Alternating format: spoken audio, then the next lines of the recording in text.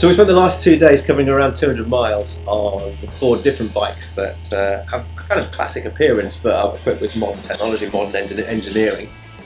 We started yesterday at the bike shed in London. We've ridden through London, so filtering through the city traffic.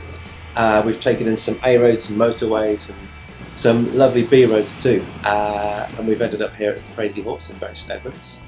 We've each ridden all of the 4 bikes, and they seem to be appealing to different types of people. Paul, what do you reckon of that Yamaha, first of all? I love Yamaha's MT-07, and this for me is just like a redesign of the MT-07.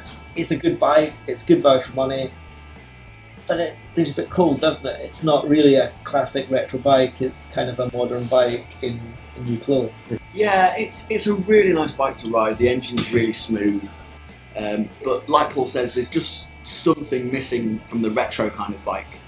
Dynamically, the Yamaha's probably the best motorcycle here, but again, you know, the guys have already said it just leaves me a bit cold. It feels a bit like, too much like a learner bike. It's got no soul, it doesn't throb, it doesn't vibrate, everything, it all seems a bit too good and a bit too perfect. And a bit too easy to ride. Yeah, and I think I'm kind of with Paul that it doesn't feel like a genuine retro. It feels like Yamaha have taken something and stuck bits on, which we know that's exactly what they've done.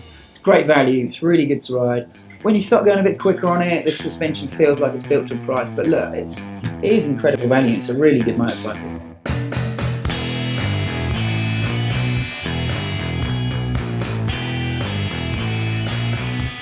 So I think it's fair to say that Triumph was a little bit heavy for the city riding, wasn't it, Paul? I would disagree. It is heavy, and it does feel a bit heavy at the front, but it's really accessible. I'm the shortest guy here, and I can flat foot both. I can get both feet down.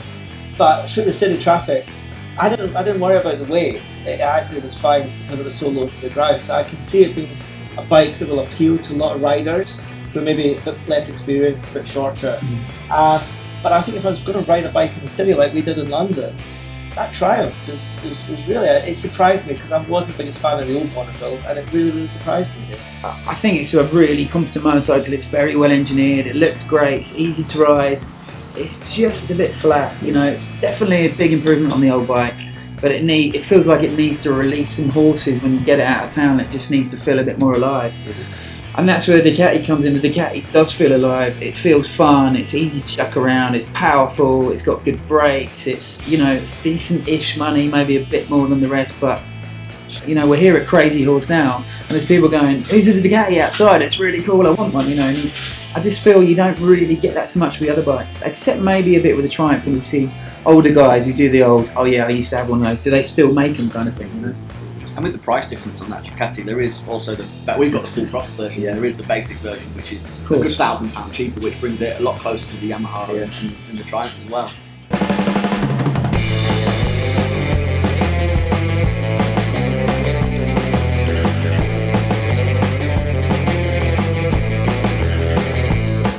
The thing with the Guzzi is, while all the others you can tell that they're modern bikes with a bit of a retro feel, that Guzzi feels like you're riding something from the 80s, and that's not a bad thing, because it feels like, I mean, I've never ridden a classic bike, but riding that is like, you ride along and think, yeah, this is what riding a classic bike feels like. Yeah, except I was filling through traffic on it, and you've got all these torque forces going through it, this way, this way, this way, this way.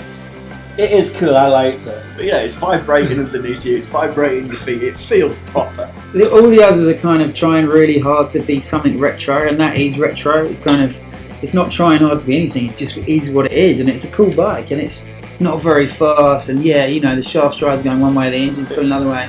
It's just got a really good feel about it. It's mellow, it's friendly, it's really old school, and you're right, it does feel very much like a classic bike. If you want the genuine kind of article, that is probably it, out of all of them actually.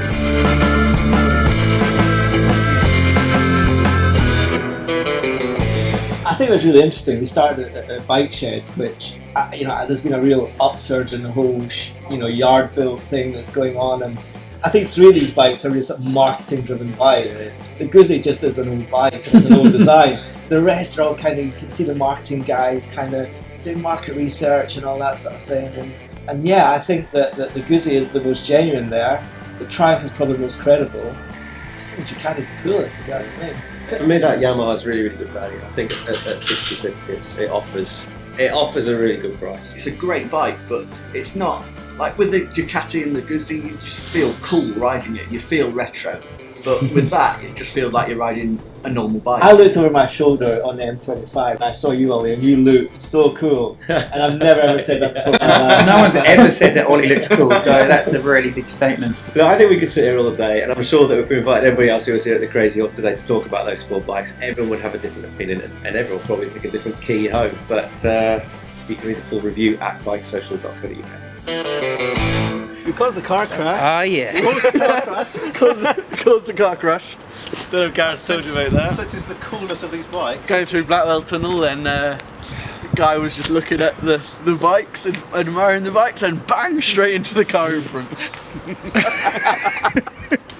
That's not funny. His wife is going Nah. to hell now.